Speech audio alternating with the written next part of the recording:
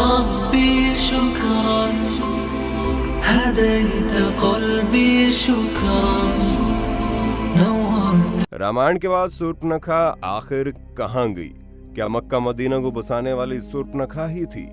और सबसे बड़ा सवाल ये आता है, क्या शूर्पणखा ही सभी मुसलमानों की वंशज है? सुनने में ये सारी बातें किसी किस्से कहानी की तरह लग रही होगी, जिसे बहुत लोग गलत भी मान रहे होंगे।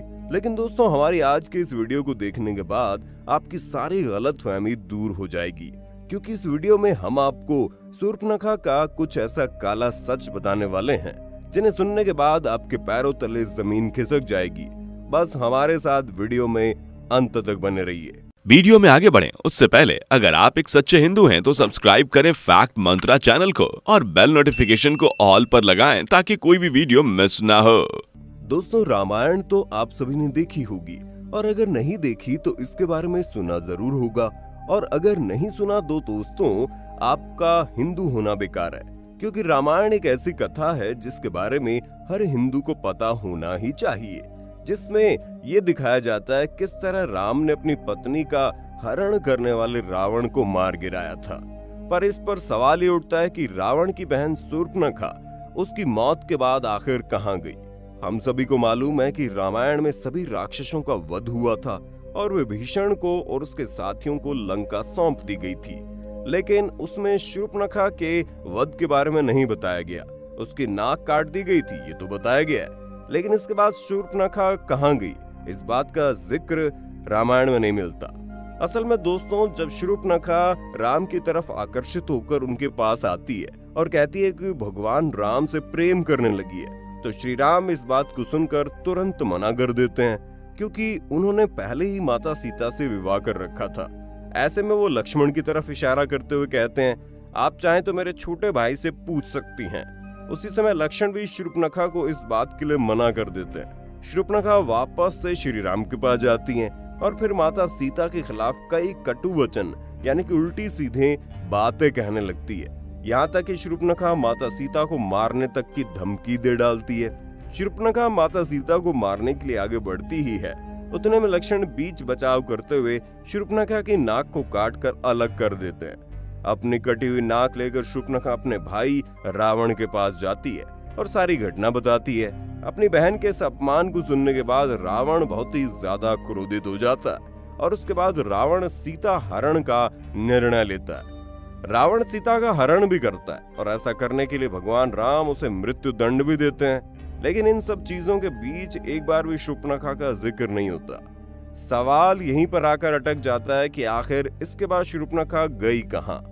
दोस्तों, हाल फिलहाल में बनी एक animated web series legend of Hanuman को आपने डिज्नी हॉटस्टार पर देखा ही होगा। उसमें शूर्पणखा का जिक्र किया गया है, जहां पर यह बताया गया कि प्रकृति माता द्वारा उसे बंदी बना लिया गया। पर दोस्तों, ये बात सरासर गलत है। कहा जाता है कि नाक काटने के बाद शूर्पणखा हर किसी से अपना चेहरा छुपाने लगी थी। उसके सारे भाई धीरे धीरे करके भगवान श्री राम के हाथों मारे जा रहे थे। ऐसे में शूर्पणखा ने अपना बचाव करते हुए दैत्यों के गुरु शुक्राचार्य के पास जाने की योजना बनाई। जब शूर्पणखा शुक्राचार्य के पास पहुंची तो वो जंगल में उन्हीं के आश्रम में रहने लगी। राक्षसों का वंश समाप्त न हो, इसलिए शुक्राचार्य ने भगवान शिव जी की आराधना की और लंबी तपस्या के बाद भगवान शिव ने स्वयं अपना शिवलिंग शुक्राचार्य को दिया और कहा, जिस दिन कोई वैष्णव यानी भगवान विष्णु का अवतार या फिर कोई ऐसा व्यक्ति जो भगवान विष्णु को मानता हो, उसने गलती से भी इस पर गंगा जल छिड़क दिया तो राक्षसों का पूरी तरह से सर्वनाश हो जाएगा और राक्षसों का अंश पूरी तरह से समाप्त हो जाएगा। इसी वजह से भगवान शिव द्वारा दिए गए शिवलिंग को शुक्राचार्य ने वैष्णव यानी हिंदुओं से दूर रेगिस्तान में स्थापित कर दिया, क्योंकि लगभग हर हिंदू भगवान विष्णु को मानता है। ऐसे में अगर कोई हिंदू जाकर उस शिवलिंग पर गंगा जल चढ़ा देता है तो राक्षसों का अंत हो जाता, जिस वजह से शुक्राचार्य ने दूर रेगिस्तानी इलाके में ले जाकर शिवलिंग की स्थापना की और आज जिस जगह पर शिवलिंग स्थापित किया गया है उसी जगह को मक्का मदीना के नाम से जाना जाता है। हमें मालूम है ये बात सुनने में काफी अजीब लग रही है और बहुत से लोगों को तो हजम भी नहीं हो रही होगी, पर दोस्तों, आप लोगों ने YouTube पर कई सारी कंट्रोवर्शियल थ्योरी में ये सुना होगा कि मक्केश्वर महादेव का मंदिर जो पूर्व काल में शिवलिंग बनाया गया था, दरअसल वही शिवलिंग है जो शिवजी ने दैत्यों के गुरु शुक्राचार्य को दिया था। जिसे हिंदुओं से छुपाने के लिए शुक्राचार्य ने भारतवर्ष से दूर सऊदी अरेबिया के मक्का में स्थापित कर दिया था, ये सोचकर कि कभी भी किसी हिंदू को इस बारे में नहीं पता चलेगा और राक्षसों का वंश इसी तरह बढ़ता रहेगा। आपको बता दें, शिवलिंग के बचाव का काम किसी और का नहीं बल्कि शूर्पणखा को दिया गया। उस समय शूर्पणखा हमेशा चेहरा ढककर रखती थी। धीरे धीरे उसने कई सारे बच्चों को जन्म दिया। वही बच्चे आज उसकी इस परंपरा को आगे बढ़ा रहे हैं। जी हाँ दोस्तों, हम बात कर रहे हैं मुसलमानों की, जिसमें आपने देखा होगा कि मुसलमान महिलाएं अपने चेहरे को ढक कर रखती हैं, जिसके लिए वो बुर्का पहनती है, जिसमें केवल उनकी आंखें ही नजर आती है और शूर्पणखा की भी सिर्फ अपनी आंखें ही नजर आती थी। मक्का मदीना में जो मक्केश्वर महादेव का शिवलिंग रखा हुआ है, उसके बचाव के लिए शूर्पणखा ने वहीं पर रहना शुरू कर दिया और आज मक्का मदीना दुनिया की एक ऐसी जगह बन गई है जहां पर हिंदुओं को जाना वर्जित है। इतना ही नहीं, जैसे सऊदी अरब में मक्का मदीना मौजूद है, वहां पर हिंदुओं को रहने के लिए जगह नहीं मिलती और अगर कोई हिंदू सऊदी अरब में मर गया तो उसे दफनाने के लिए 2 गज जमीन भी नहीं दी जाती। दोस्तों, मक्का मदीना में रहकर शूर्पणखा ने कई सारे बच्चों को जन्म दिया और कई सारे अलग अलग परंपराओं का निर्माण किया, जिसमें एक था बुर्का पहनना, क्योंकि ये पहले से ही शूर्पणखा की नीतियां थी। दोस्तों, इतिहास की माने तो वो कहते हैं कि द्वापर युग के बाद शूर्पणखा के वंशज कालांतर में अब्राहिम धर्म के अनुयायी हैं और साथ ही इसीलिए इस्लाम धर्म में शुक्रवार को विशेष महत्व दिया गया और ये चीज धार्मिक ग्रंथों में भी बताई जाती है। अगर एक तरह से देखा जाए तो शुक्राचार्य ने दैत्यों के लिए लड़ाई लड़ी, तपस्या की और शिवजी से उनके सदैव जीवित रहने का वरदान भी मांगा। इस वजह से इस्लाम धर्म में शुक्रवार के दिन को बहुत ही पवित्र माना जाता है। और अगर इन सारी बातों को दरकिनार कर दिया जाए तो ये बात भी सोचने वाली है कि आखिर ऐसी कौन सी वजह है जिसके चलते किसी भी हिंदू को मक्का मदीना के अंदर जाने की इजाजत नहीं है। कोई भी हिंदू चाहकर भी मक्का मदीना नहीं जा सकता। ऐसी वो कौन सी चीज है जो हिंदुओं को मक्का मदीना जाने से रोकती है?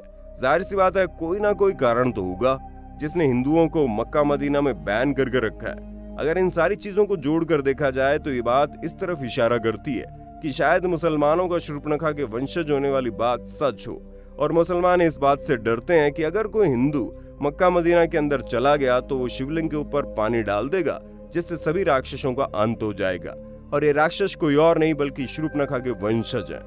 अब आप माने या ना माने, लेकिन दुनिया का सबसे पहला धर्म सनातन धर्म है, यानी कि हर एक इंसान सनातन धर्म से ताल्लुक रखता है और इसी धर्म से हमारे भगवान भी ताल्लुक रखते थे और पहले के समय में राक्षस वगैरह भी इसी धर्म से निकले थे।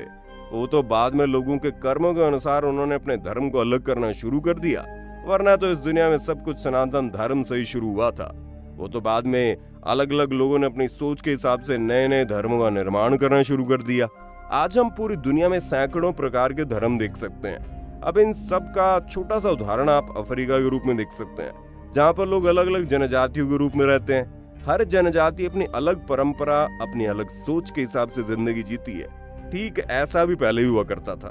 लोग अपने आप को अपनी सोच के हिसाब से ग्रुप्स में बांट दिया करते थे और धीरे धीरे वही चीजें जाति में बदलती चली गई। इसी तरह हर धर्म का निर्माण हुआ। ऐसे में हम ये नहीं कह सकते कि इस ब्रह्मांड को किसी एक भगवान ने बनाया है, लेकिन हाँ, ये जरूर कहा जा सकता है कि मुसलमान धर्म का जो सच लोगों के सामने लाया जाता है उसमें कहीं ना कहीं सवाल तो उठते हैं और सबसे बड़ा सवाल मक्का मदीना में हिंदुओं के न जाने पर उठता है, जिस पर आप क्या कहना चाहिए कमेंट में बताइए। इसी तरह की वीडियोस को लगातार देखते रहने के लिए चैनल को लाइक, शेयर, सब्सक्राइब करना ना भूलें। धन्यवाद। दोस्तों, आपको स्क्रीन पर 2 और वीडियोस दिखाई दे रही हैं, जिसे देखने के लिए स्क्रीन पर क्लिक करें।